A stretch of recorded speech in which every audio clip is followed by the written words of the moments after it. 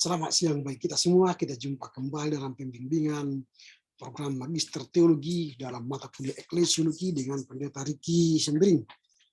Kita akan membahas makalah yang keempat soal gereja dan disabilitas. Selamat menikmati.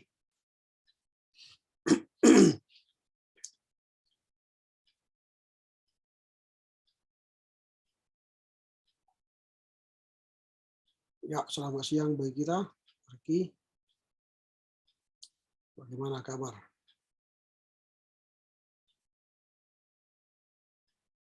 Itu belum terbuka apanya, mic-nya belum terbuka.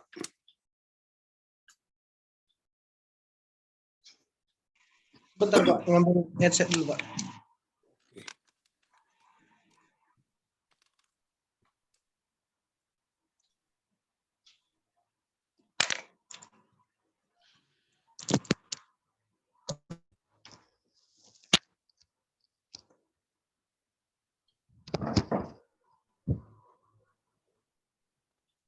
Oke, Pak.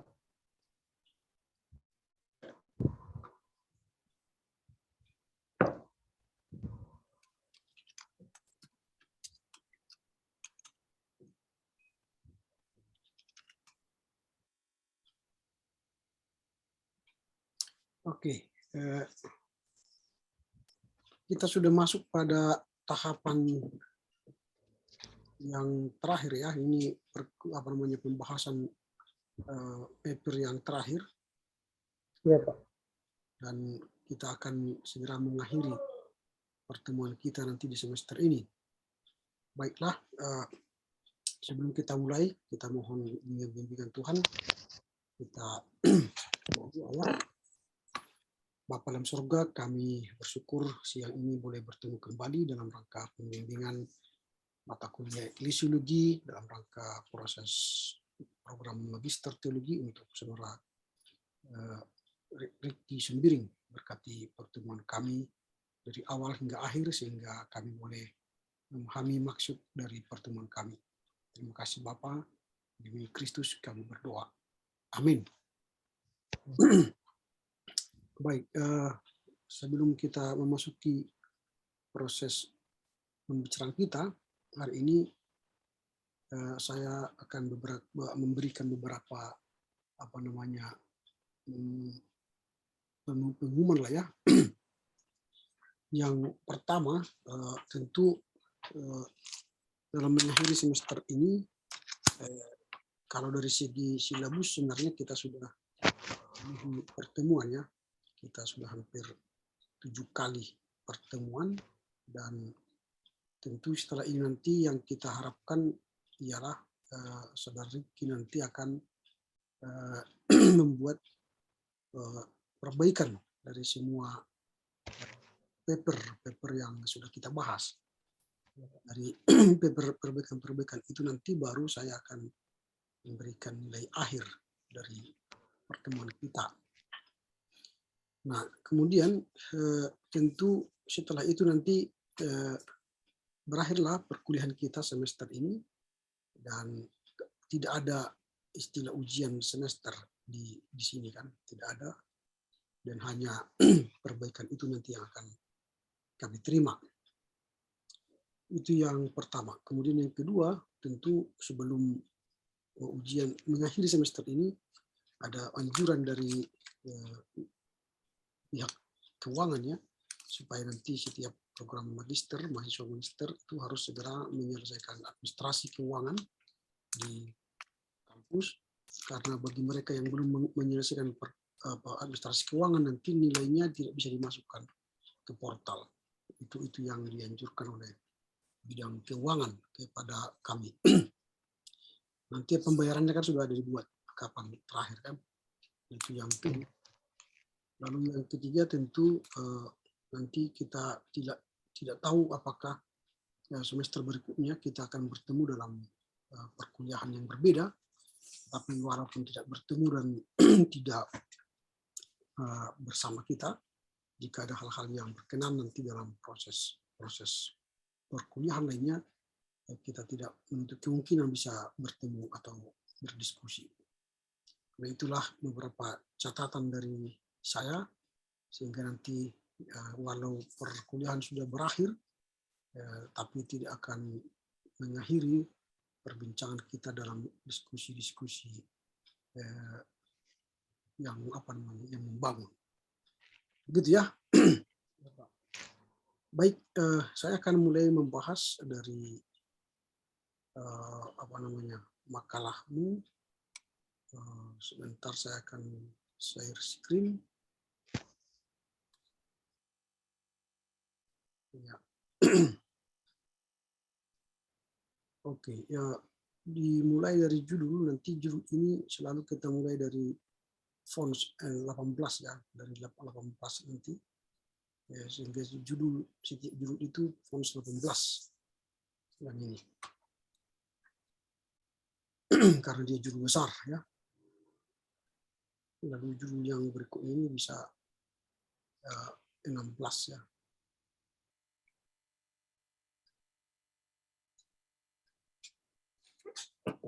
Oke. Itu dalam nanti ini tentu harus bold ya.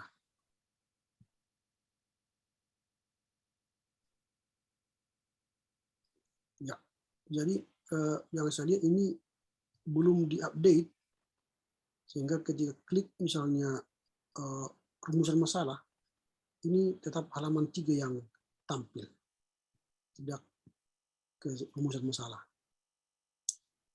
Jadi,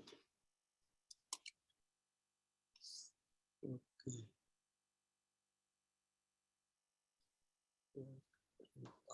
Kenapa ini muncul?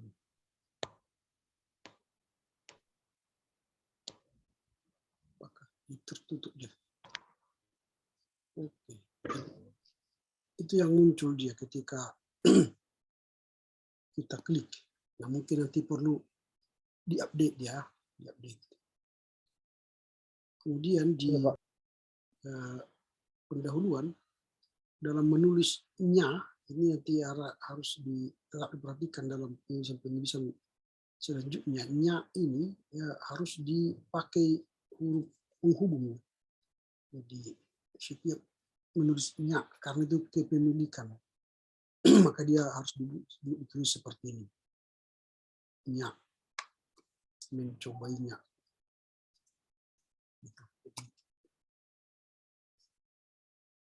Karena itu aturan sudah baku ya. Nah, kemudian harus juga memperhatikan sering menulis seperti ini. Tidak perlu huruf besar di sini kan. Jadi sering bisa terjadi penulisan-penulisan yang tidak perlu huruf besar tapi jadi huruf besar. Misalnya selain itu nanti ada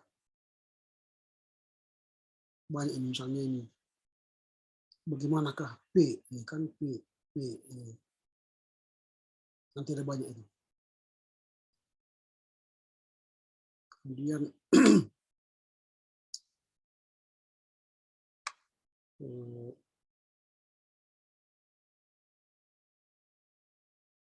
nah ini. Kalau menulis di judul kata sambung sebagai itu tidak perlu huruf besar. Kalau di judul ya tidak perlu. Baru kata marginal pun tidak perlu huruf besar. Baru di pinggir itu harus dipisah ya.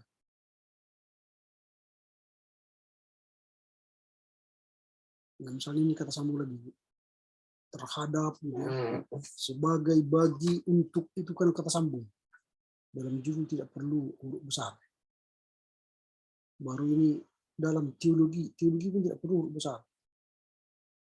Nah, di mana itu harus dipisah. Lebih banyak ini nya ini banyak sekali yang harus diperbaiki.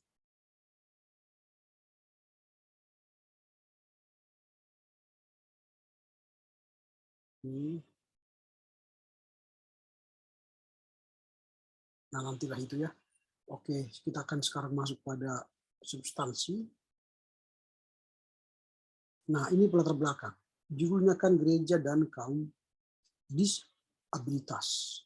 Nah, ini yang penting yang sedang kita geluti dan bahas. Tetapi langsung dimulai dari sebuah teks, ya, ini teks Lukas 10. Nah, jadi langsung dimulai dari sebuah teks Lukas pasal 10.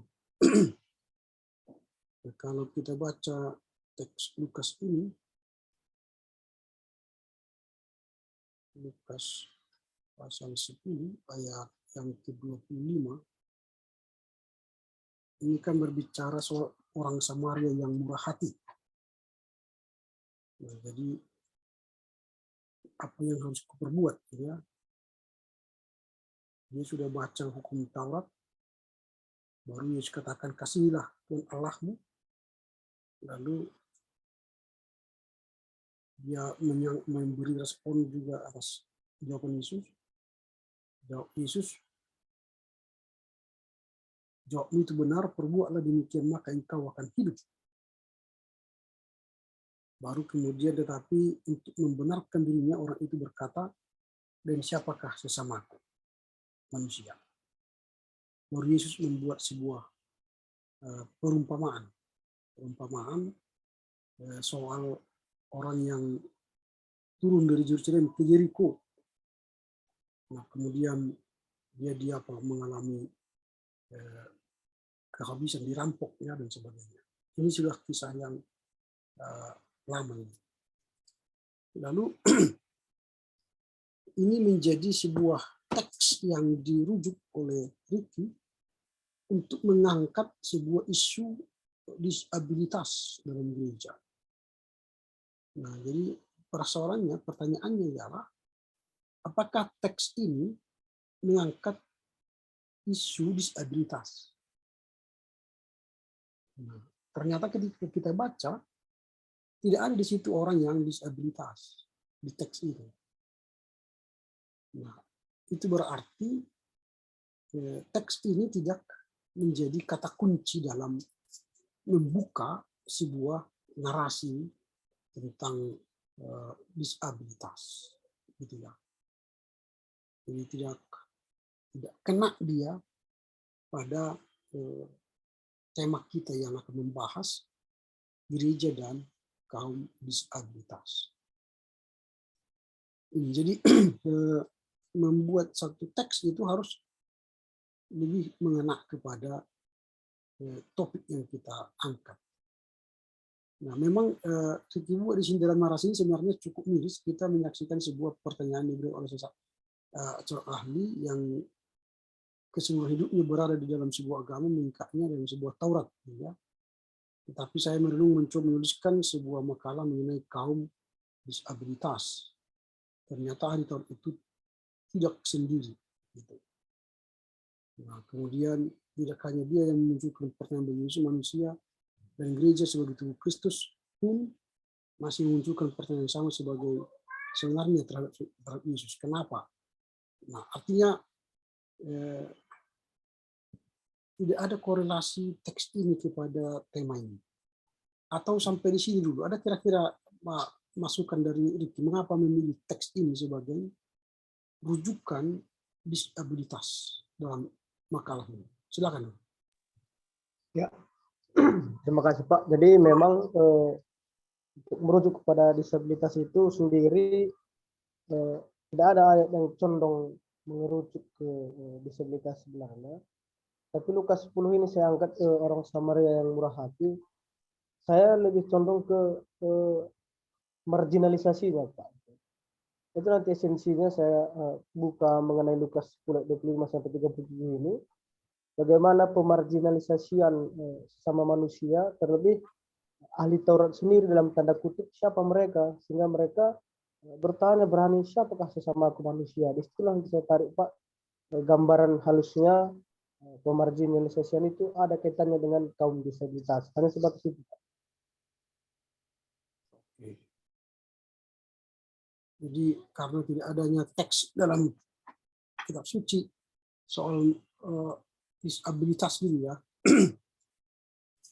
sebenarnya ada banyak teks kalau bicara marginalitas, disabilitas, Ada orang buta, ada orang lumpuh, ada orang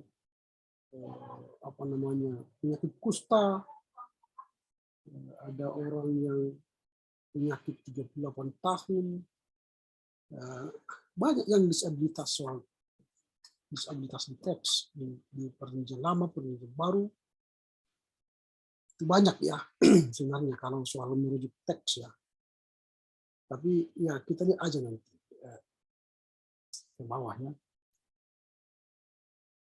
Kemudian ini lagi dalam membahas ini kan itu kan, maka masuk pada sebuah topik pemeliharaan Allah.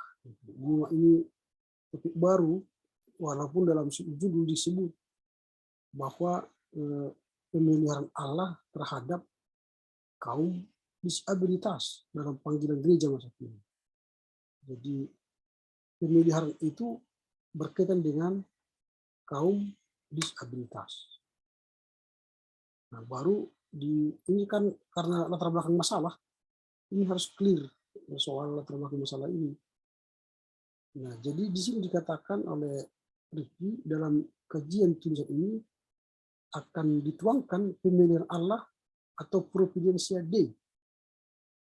Lalu dikaitkan dengan kehidupan umat Israel, segala sesuatu di dalam kehidupan pekerjaan Allah termasuk persoalan sakit penyakit, kehadiran mereka di bumi terkadang menjadi perdebatan bagi mereka, apakah Allah hadir dan sebagainya. Nah, baru setelah itu maka di sini dikatakan untuk itulah sebagai pendeta jemaat gereja Tuhan saya memiliki untuk menuangkan judul gereja dan kaum disabilitas, pemeliharaan Allah terhadap kaum disabilitas dalam panggilan gereja masa kini. Nah, lalu pertanyaannya begini, belum tampak permasalahan akademis dalam makalah ini. Jadi apa persoalan akademis? Atau menjadi bahasa sederhana, apa kegelisahan kita sebagai seorang teolog atas isu yang kita bangun itu? Jadi ada kegelisahan akademis yang kita lihat. Ada sesuatu soal yang tidak matching ya antara yang seharusnya dan yang terjadi. Gitu. Seharusnya gereja melihat orang yang disabilitas itu bagaimana? Lalu bagaimana eklesiologi gereja terhadap kaum difabel? Itu yang menjadi pertanyaan atau pembukaan dari sebuah latar belakang itu. Nah, apakah gereja katakanlah ini sekarang kita lihat GBKP sudah punya eklesiologi terhadap orang difabel. Nah itu, apakah gereja GBKP sudah welcome kepada orang difabel, penyandang cacat ini? Nah, baik dari segi persekutuannya, ya, baik dari segi kehidupannya, apakah memang GBKP care kepada mereka yang penyandang cacat atau disabilities? Atau apakah gereja GBKP secara bangunan sudah welcome kepada orang disabilitas? Bangunan-bangunan baik fisik ya, atau bangunan-bangunan organisasi. Apakah sudah ada lembaga yang menangani kaum disabilitas? Apakah sudah ada komisi khusus atau kategori khusus? Ada kategori pemuda, permata ya, mamre, ada kategori moria, lansia, lalu disabilitas ada enggak komisinya secara organisasi? Lalu ada enggak bangunan-bangunan gereja yang welcome? Seperti misalnya kalau ada orang yang berkursi roda datang ke gereja, lalu di gereja itu sudah ada jalan kursi roda ke gereja. Atau kalau ada orang misalnya pakai tongkat datang ke gereja, apakah gereja sudah menyediakan menyimpan tongkat di gereja? Atau tempat duduk mereka khusus di gereja? Ini kan fakta. Ini yang harus perlu diungkap di pendahuluan. Nah, jadi persoalan kita bukan soal tadi Lukas 10 tadi, bukan. Persoalan kita seharusnya gereja itu bagaimana care atau bagaimana memelihara orang-orang yang disabilitas. Seharusnya gereja membangun struktur yang bagus, struktur pelayanan menambah struktur komisi atau kategori disabilitas. Lalu seharusnya gereja menyediakan bangunan yang ramah kepada kaum difabel. Lalu di gereja ada ruang tempat mereka duduk khusus, langsung itu di situ khusus kaum difabel. Kalau di kereta api kan ada itu, ada khusus. Di bus-bus pun sekarang sudah dikembangkan itu ada khusus. Di pesawat pun ada khusus. Gereja kita udah ramah enggak seperti itu? Nah itu yang harus diungkap. Nah, jadi seharusnya gereja bla bla bla bla bla. Baru itulah das solemnya kan. Das C-nya apa? Wah, ternyata gereja GBKP satu dari yang seharusnya itu pun tak ada yang dikerjakan. Dan timbullah kegelisahan saya secara akademis. Maka saya buatlah judul makalah saya ini, Gereja dan Kaum Disabilitas. Nah, itu saja sebenarnya sudah banyak, sudah bagus ini. Nah, kita menghantar pembaca kepada sebuah pemikiran kita yang akan kita sampaikan. Jadi cara berpikirnya selalu apa yang seharusnya, lalu apa yang fakta di lapangan, lalu timbullah kegelisahan akademis. Saya secara akademis, secara pendeta, gelisah dengan keadaan itu. Kan kira-kira begitu. Itulah menghantar. Nah, kalau sudah seperti itu baru kita masuk nanti kepada bagian lain. Makanya saya katakan di sini apa yang seharusnya gereja lakukan kepada kaum disabilitas. Dan apa yang sekarang terjadi dilakukan oleh gereja. Ada enggak? Kalau enggak ada, maka itulah siogianya tampak dalam uraian latar belakang ini. Nah, itu yang saya buat di sini catatan awal ya. Sehingga nanti dalam perbaikan itu tampak lagi. Dengan menggambarkan latar belakang itu, maka akan dari situ turunlah rumusan masalah. Nah, ini dia rumusan masalah. Rumusan masalah itu cukup 3, jangan banyak-banyak. Cukup 3. Jadi nanti kalau banyak kan susah kita menjawabnya. Ya, karena waktu dan keterbatasan ruang dan gerak kita kan. Nah, kalau itu misalnya situasi yang kita hadapi, gereja belum care kepada kaum disabilitas, maka pertanyaan kita sekarang bukan soal definisi pemahaman akan disabilitas. Pertanyaan kita sekarang ialah mengapa? Ya kan mengapa gitu. Jadi mengapa gereja belum peduli atau belum memelihara kaum disabilitas? Ini pertanyaan. Itu yang perlu kita jawab. Mengapa? Atau pertanyaan berikutnya, apa faktor ya? Apa faktor-faktor yang menyebabkan gereja belum peduli atau memelihara kaum disabilitas? Baru pertanyaan berikutnya, apa upaya gereja? Ini penting kan, apa upaya gereja?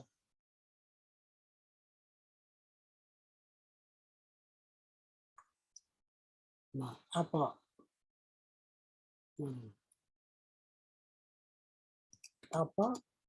upaya gereja untuk peduli dan memelihara kaum disabilitas? Itu yang seharusnya kita tanyakan dan kita jawab. Jadi bukan lagi definisi-definisi atau soal bagaimana providensial gitu ya. Jadi kita lebih fokus pada penelitian kita. Nah, kemudian tentu dengan pertanyaan 3 inilah akan lahir tujuan pembahasan. Berarti kalau pertanyaannya tadi mengapa gereja ini kan, mengapa gereja ingin peduli dengan kaum disabilitas, maka tujuan daripada apa ini kan, ini untuk mengetahui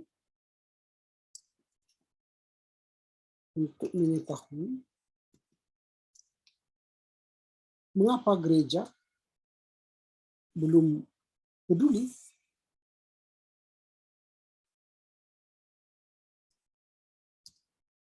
Itu mengapa gereja belum peduli dengan kaum disabilitas. Nanti sampai ke bawah begitu. Nah, jadi cara menyusunnya seperti itu. Lalu misalnya nanti apa manfaatnya? Manfaatnya itu harus sinkron dengan tujuan penelitian. Harus sinkron. Kalau tujuannya 4, manfaatnya 4. Nah, jadi seperti itu apanya. Jadi misalnya di sini apa tujuannya? Selalu kalau manfaat itu mulailah dengan kalimat agar, menambah wawasan,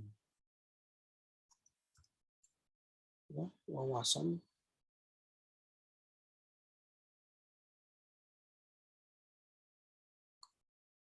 tentang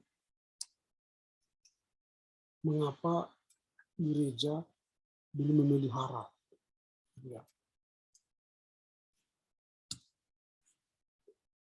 kaum disabilitas. Jadi ini yang apa yang mau kita bahas, manfaatnya apa. Jadi nanti yang kedua seperti itu, disinkronkan dia nanti ini. Jadi tujuan itu harus datang dari rumusan masalah ini. Baru kemudian tujuan pembahasan, misalnya tujuan bukan pembahasan, tapi ini kan tujuan penulisan.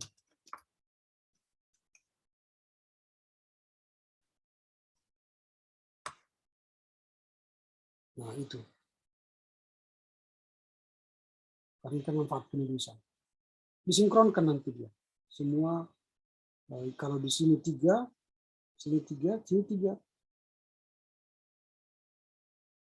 Nah, metodologi penelitian, di sini kan ada pun metodologi penelitian dilakukan adalah dengan metodologi kualitatif atau library research. Ini tidak sinkron. Kalau penelitiannya kualitatif, ya kualitatif. Library research itu metode. Ini tidak equal. Kualitatif itu equal dengan kuantitatif atau campuran. Library research ini metode. Ini metodologi. Beda dia. Metodologi ilmu yang kita gunakan menyelesaikan masalah. Metode cara untuk mengumpulkan data. Nah, jadi cara kita mengumpulkan data apa? Jadi kalau kita pilih kualitatif, cara mengumpulkan data itu ialah dengan wawancara atau wawancara yang mendalam. Interview dan in-depth interview. Yang kita butuhkan ialah informan yang berkualitas.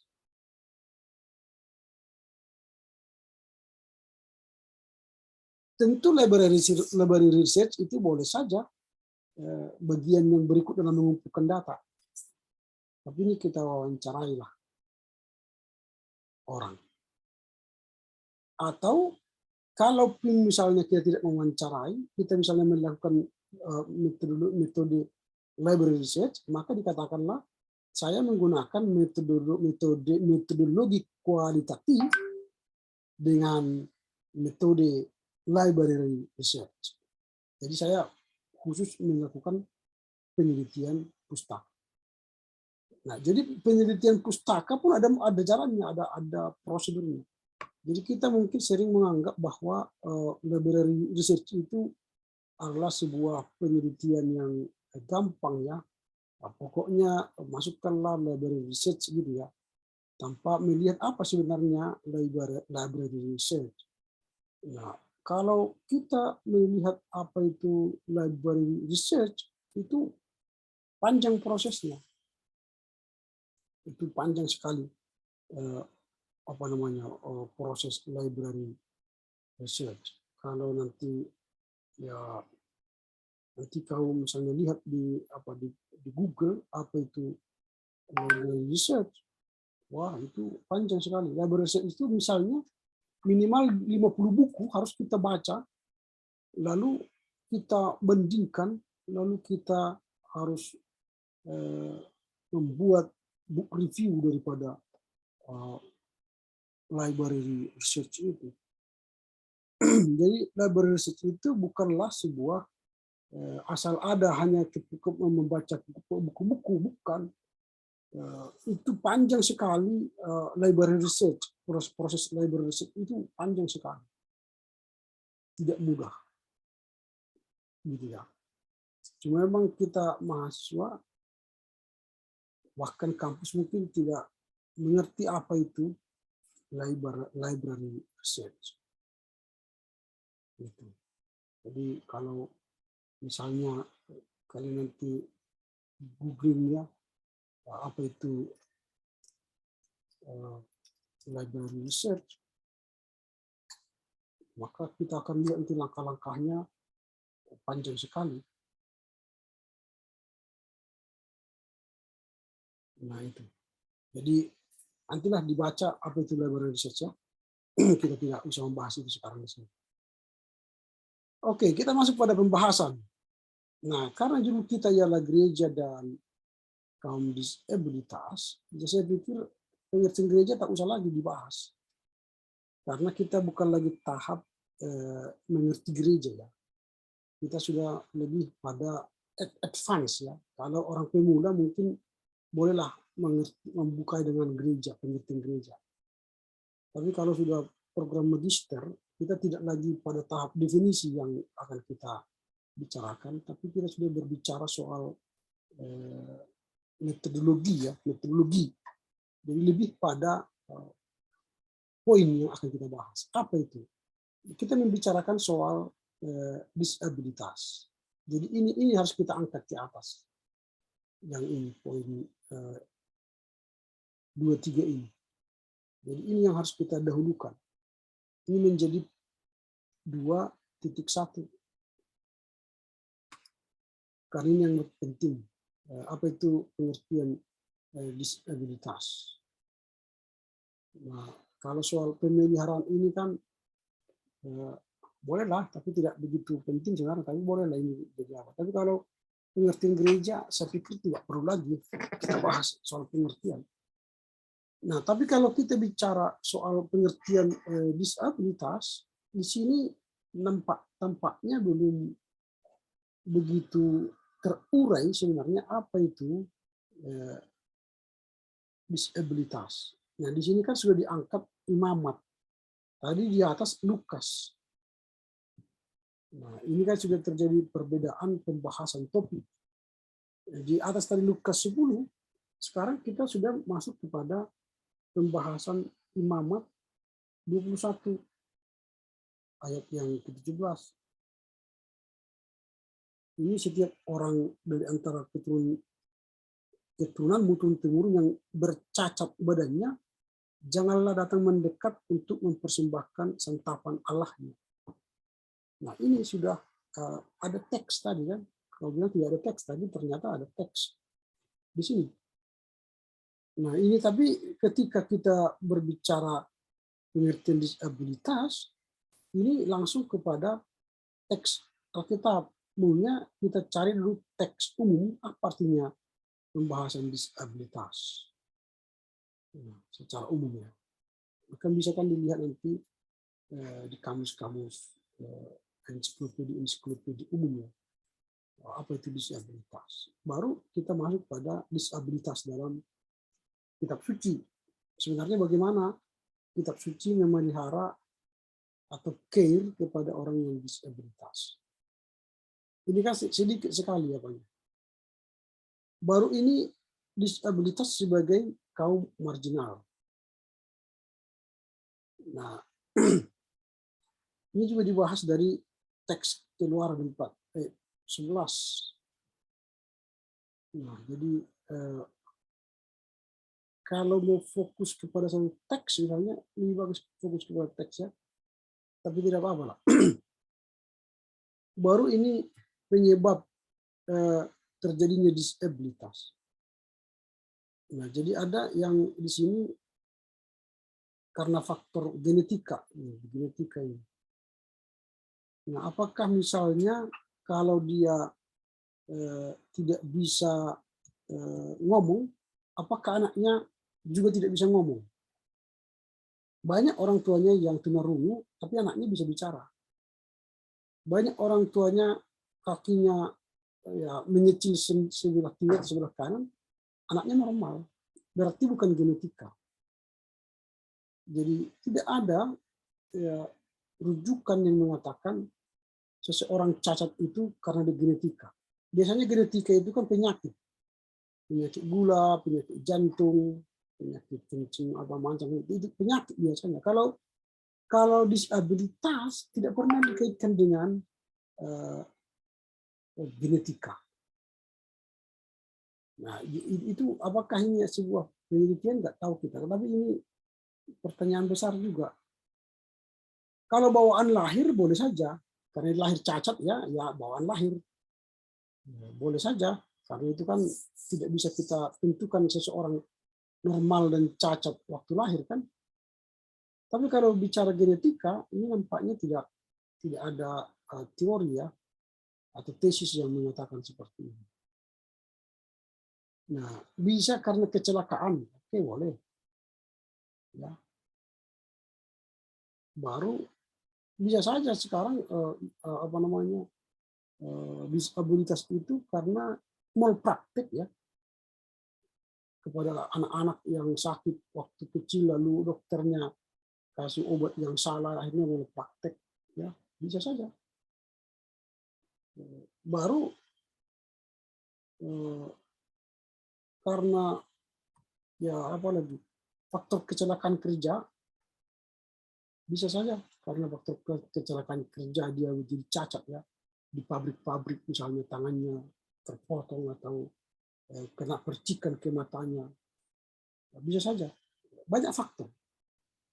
Nah tapi ini karena jenis faktornya tidak dijelaskan hanya karena genetika dan bawaan lahir maka tidak jelas dia apa sebenarnya faktor yang menyebabkan seseorang itu mengalami disabilitas.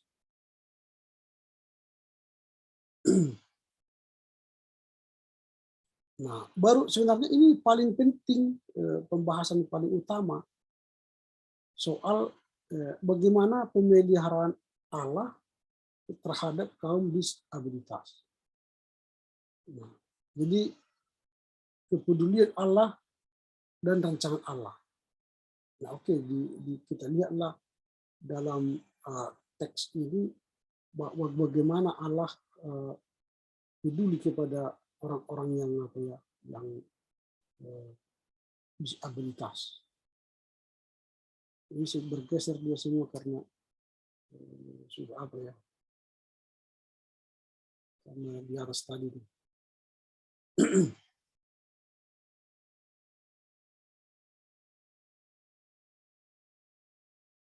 Maksudnya ini semua.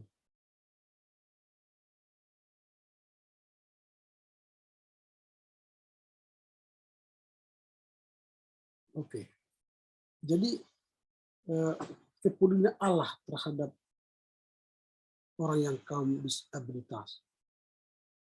Nah, bagaimana Allah kalau melihat orang yang disabilitas? Apakah dia welcome? Apakah dia membuang atau dia menolong mereka? Nah, tapi kalau kita lihat dalam teks-teks Alkitab, Allah tidak pernah menolak orang yang disabilitas. Bahkan dia menyembuhkan dan memulihkan mereka. Lalu gereja bagaimana sekarang?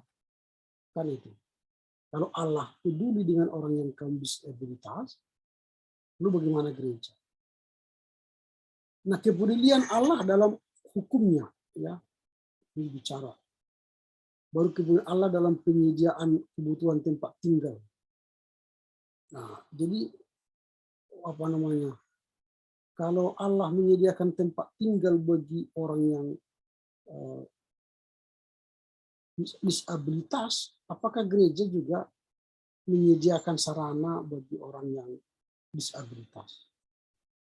Kalau Allah menyediakan kebutuhan tempat tinggal, nah, apakah betul-betul Tuhan menyediakan? Kan itu. Kalau dalam teks ini sebenarnya Taman Eden lebih dikenal sebagai sebutan Firdaus, Paradis. Nah, bagaimana di sini? Tapi saya baca tidak ada tempat yang disediakan Allah bagi orang yang apa itu, yang disabilitas itu. Itu yang saya tidak ada diktum yang menunjukkan bahwa Allah menyediakan itu. Nah, kalau saya baca di sini, tidak ada tempat apa yang disediakan Allah. Dia hanya menyediakan makanan, itu kan normatif ya. Kemudian penyedia tempat tinggal. Tempat tinggal mana? Apakah Eden maksudnya? Eden si Adam dan Hawa tidak disabilitas. Jadi tempat mana yang disediakan Allah untuk kaum disabilitas? Kan nggak ada di sini. Sudah saya baca nggak ada. Jadi kalau paradis itu kan ya kepada Adam yang bagus itu, yang dia tidak disabilitas. Kalau hanya memberi makan ya itu normatif. Tapi karena judulnya dia memberikan tempat tinggal, tapi dalam uraiannya tidak ada tempat tinggal mana yang mau disediakan Tuhan. Nah, sekarang ini gereja. Kalau ini Tuhan kan, 26 itu Tuhan. 26 itu Tuhan menyediakan. Pemeliharaan Allah. Ya, ini kan Allah yang memelihara. Jadi, tetapi tampaknya belum jelas pemeliharaan Allah itu dalam uraian ini. Nah, sekarang 27 gereja. Ini gereja. Nah, setelah saya baca juga gereja ini tidak tampak sebenarnya bagaimana gereja menunjukkan pemeliharaannya kepada kaum disabilitas. Jadi gereja menjadi mitra Allah dalam pemeliharaan kaum disabilitas. Ya, jadi mitra. Nah, apa contohnya sahabat dan keluarga bagi kaum disabilitas? Oke, ini kan teori kan. Tapi ini saya ingatkan dulu soal apa namanya penggunaan gereja ya. Kalau dia pakai G huruf kecil itu beda artinya dengan G huruf besar. Ini sering orang tidak memahami apa artinya itu. Ini sudah saya buat catatannya ini. Kalau G huruf kecil, ini kan, kalau G huruf kecil itu mengarah pada gedung gereja, jadi gedung dia. Tetapi kalau G huruf besar itu merujuk kepada orang percaya. Kita sering memang tidak bisa membedakan G huruf kecil dan G huruf besar. Gitu ya. Sama itu dengan hamba Allah, dengan H huruf kecil dan H huruf besar. Kan? Pokoknya hamba Allah itu samalah semua. Padahal kalau dia H huruf kecil itu kepada manusia yang menghamba kepada Tuhan. Tapi kalau H huruf besar itu Kristus yang menghamba kepada Tuhan. Jadi hamba Tuhan dengan huruf kecil dengan hamba Tuhan dengan huruf besar itu beda orang.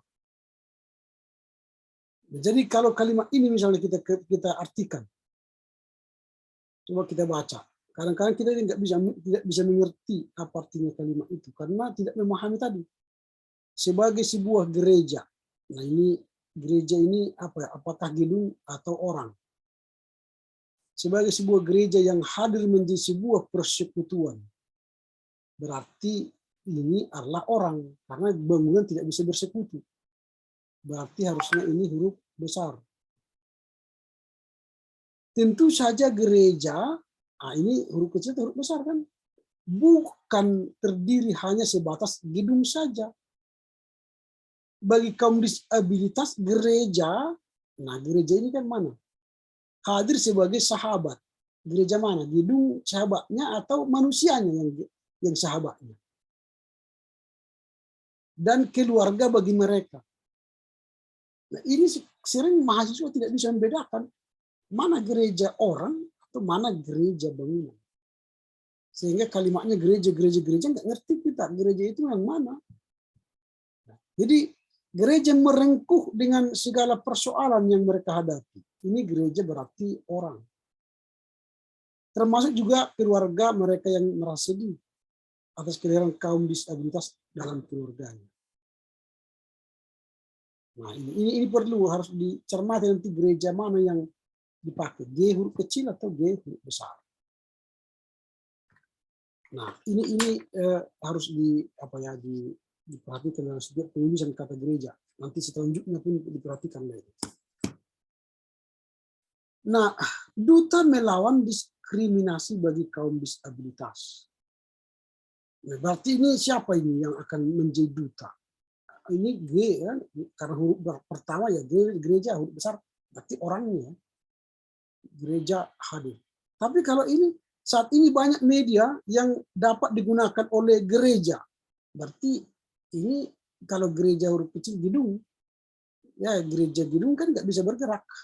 Tapi gereja besar itu berarti orang melaksanakan peran aktif. Gereja peduli. Gereja ini gereja mana ini? Tidak menyukai sikap-sikap yang menyudutkan kaum disabilitas. Nah, pertanyaan sekarang ini, saat ini banyak media. Media apa? Apakah media elektronik, media cetak? Apakah media itu dalam artian dia bangunan? Apakah media itu dalam artian advokasi?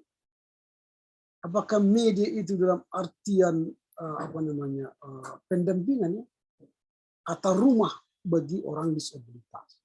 Ini belum jelas. Di duta melawan diskriminasi kaum disabilitas ini siapa? Kalau gereja, apakah di gereja sudah ada tadi di struktur, apakah sudah ada komisi disabilitas atau lembaga bantuan hukum bagi orang diskriminasi disabilitas? Atau apakah sudah ada di gereja sudah ramah dengan orang disabilitas? Media itu kan tadi, apakah kursi mereka juga sudah disediakan khusus?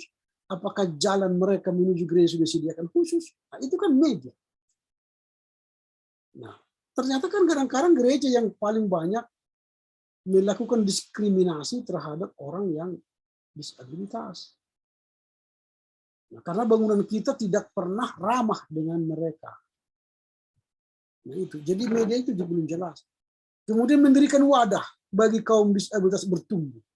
Apa wadah itu? Nah, ini wadah.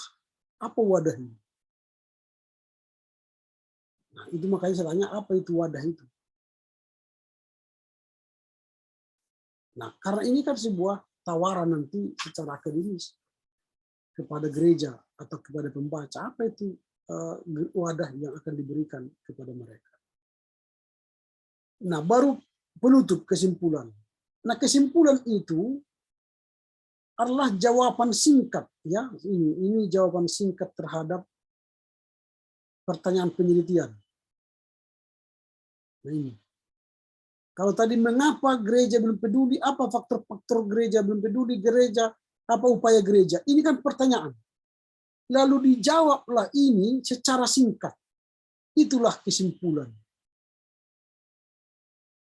Jadi kesimpulan itu bukan summary, bukan ringkasan.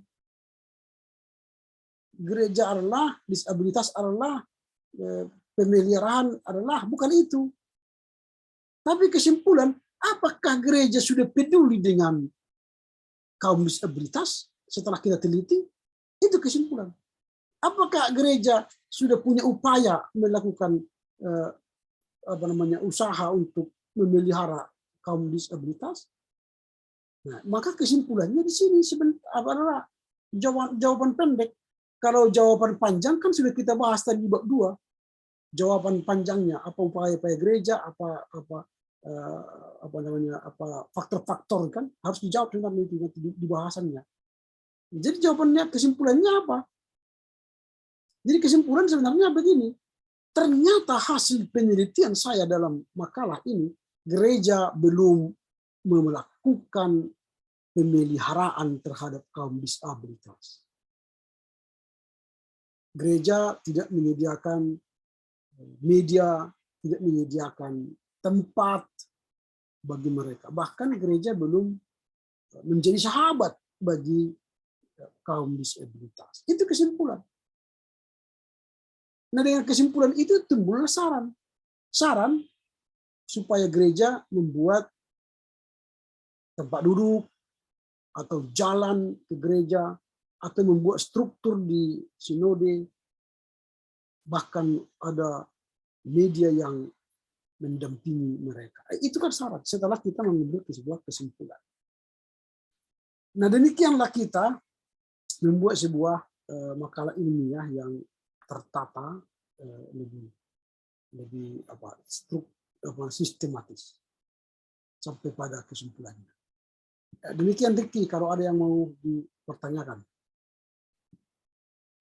Ya Pak, sebenarnya sudah jelas sekali Pak buat dalam rangkuman ini. Hanya saja tadi memang saya selalu lebih condong ke satu hal saja terus Pak, ke marginalisasi kaum disabilitas. Dan itu saja yang selalu jadi penglihatan saya, bagaimana supaya orang-orang yang disabilitas ini juga bagian daripada kita gitu Pak.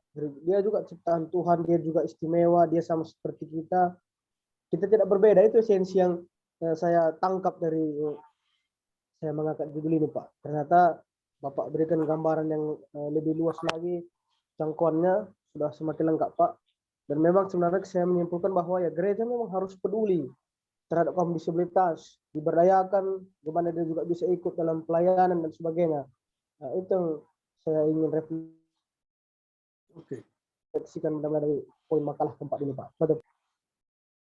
Nanti akan saya kirim sebuah skripsi tentang bagaimana eklesiologi disabilitas. Ini bisa kau baca supaya menambah perbendaharaan ya. Sebentar saya kirim dulu. Jadi ada banyak yang harus kita lihat eklesiologi bagi kaum disabilitas. Nah, eklesiologi bagi kaum disabilitas itu sebenarnya menjadi sesama bagi mereka, gitu ya. Jadi sebentar saya lihat dulu apa file ini. Ini bagus ini dari sebuah karya ilmiah skripsi untuk sebentar.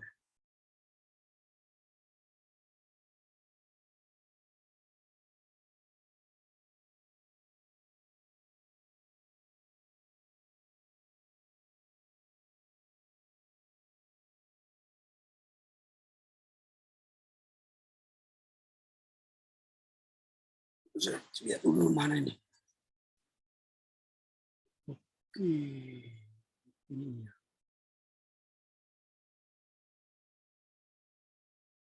Oke, saya kirim ke dulunya.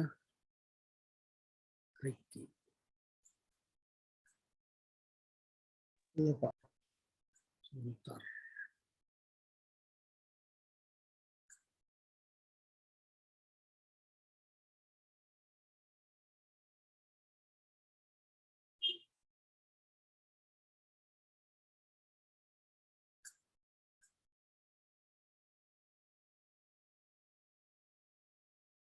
Nanti dibaca-baca ini. Ini menarik, bagus sekali bagaimana eklesiologi disabilitas yang dibangun oleh seorang tokoh ya, yang bernama bentar.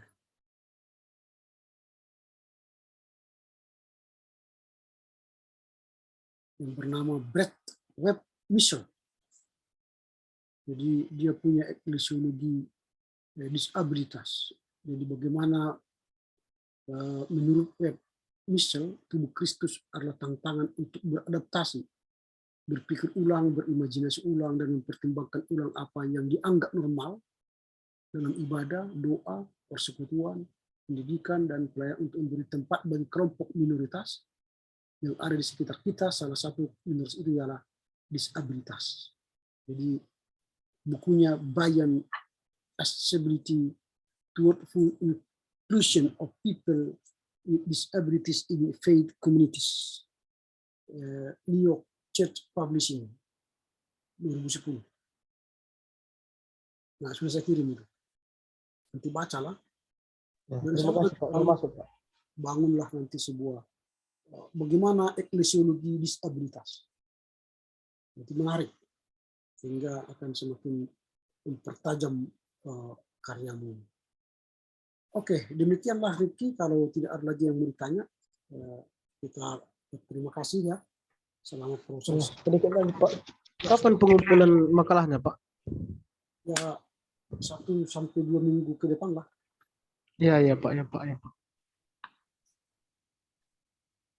Oke, baiklah. Terima kasih Ricky. Selamat menghadapi masa ujian, bukan ujian ya, menghadapi masa Advent dan Natal lah ya, libur Natal dan libur tahun baru. Dan terima kasih atas kebersamaan kita 1 semester ini. Tentu ada banyak hal yang tidak berkenan, mungkin dalam tutur kata, sikap, tingkah laku yang kita jalani. Mohon ampun, mohon maaf ya. Dan semoga pada pertemuan atau semester-semester berikut kita diberi kesempatan bertemu kembali untuk membahas bidang studi yang lain ya, mata kuliah yang lain. Dan diberkatilah pelayananmu dan Inang dan istri ya. Semoga semua berjalan dengan baik semua proses studimu. Oke, dengan demikian berakhirlah pertemuan kita. Kita berdoa ya. Terima kasih Bapak, kami bersyukur selama 1 semester telah berakhir semua proses perkuliahan kami. Karena Tuhan memberkati apa yang telah kita perbincangkan sehingga semakin menambah wawasan bagi Ricky sendiri untuk menuai dan menata, meniti perjalanan kejaran ilmu teologinya pada tingkat pasca sarjana ini, sehingga itu kelak berguna baginya untuk menata pelayanannya di tengah-tengah jari-jamu. Berkati istrinya, berkati pelayanannya, berkati keluarganya dimanapun mereka berada. Jika ada hal yang tidak berkenan selama kami berproses, Tuhan ampuni kami sehingga kami semakin suci adanya. Terpujilah Engkau Bapa demi Kristus Yesus. Amin. Oke ya. Terima kasih ya. Terima kasih banyak ya Pak. Terima kasih banyak Pak. Oke, jujur. Jujur Pak, jujur Pak.